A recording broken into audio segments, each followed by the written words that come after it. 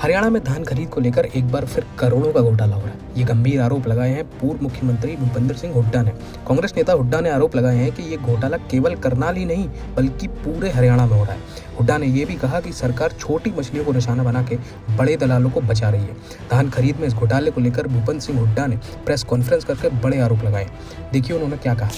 पहले भी आया था मंडी में और मंडियों में भी गया। उस टाइम ये शिकायत थी एमएसपी नहीं मिल रही, तो मैंने सरकार को बताया था कि भाई एमएसपी नहीं मिल रही है तो गड़बड़ हो रही है, वो देखो किसान को एमएसपी मिलनी चाहिए। लेकिन आज भी मेरे को आना पड़ा क्योंकि मेरे पास फिर शिकायतें पहुंची है किसान को एमएसपी नहीं मिल रही। एक प्रति क्विंटल जो है 500, 600 की कहीं कटौती चल रही है और उसको एमएसपी नहीं मिल रही किसान को।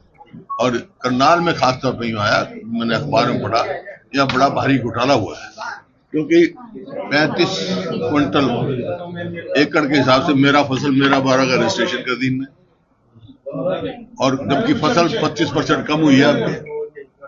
फिर कैसे पूरे हो गए भाई, कहां से हो गया? मतलब बगैर धान लिए पैसे दे दिए और किसान को पूरा दिया नहीं, जबकि इनका वायदा था कि 2022 तक हम किसान की आमदनी दुगनी करेंगे। आमदनी तो दुगनी छोड़ो, जो है लागत कई गुना बढ़ा दी।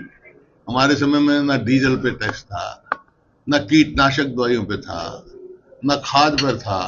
अब सब चीज पर टैक्स लगा दी और किसान की आमदनी घटा दी। मंडी सेक्रेटरी और 5 इंस्पेक्टरों के खिलाफ मामला दर्ज हुआ है। देखिए ये जो है ना छोटी मछली को शिकार बनाती है। मंडी सेक्रेटरी है या उसका क्या औकात है इतना बड़ा? ये केवल करनाल में घोटाला नहीं है, ये पूरे प्रदेश का घोटाला है।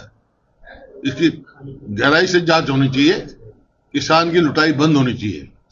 और ये जो अब ये बता रहे हैं यहाँ से कि 15 दिन से बाहर से यूपी छोटी दीदी तो सदा ही आई है भाई, बारिश तो हमेशा ही आती है, बाहर से ही आती है, उसको कभी पाबंदी नहीं। तब आड़तियों का भी नुकसान, रेवेन्यू का भी नुकसान, किसान को एमएसपी दे नहीं रहे।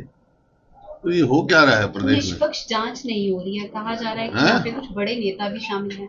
आपने कहा कि बड़ी मछली कौन सी है? बड़ी मछली जांच मांग रहा हूँ, जब जांच मांग रहा हूँ, जांच इसी वास्ते मांग रहा हूँ, लोगों को शक है तो उसकी वो होनी चाहिए पूरी। एसआईटी बनाए, एसआईटी बना के फिर हाईकोर्ट के जज के द्वारा उसकी जांच की जाए।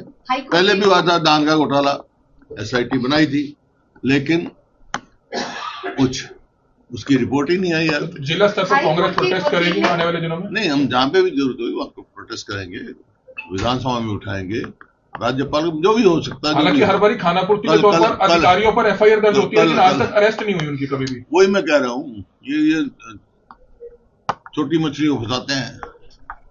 हाई कोर्ट के वकील ने एक पीएल डाली हुई है, पीएल कंप्लेंट डाली है कि अलग अलग से गई हुई है। विधायक और डीसी को चिट्ठी लिखी हुई है, केंद्र सरकार को भी दी है, इसी के लिए लोकल विधायक और डीसी के खिलाफ धान घोटाले को लेकर काम होगा। लेकिन मैं तो जांच मांग रहा हूँ, जो भी दोषी है इसमें बिहार में चुनाव मिलना चाहिए, किसान को न्याय मिलना चाहिए। अगर ये वीडियो आपको पसंद आया है तो इसे लाइक जरूर करें। अगर चैनल अभी तक सब्सक्राइब नहीं किया है तो कर लें और नोटिफिकेशन पाने के लिए बेल आइकन भी दबा दें।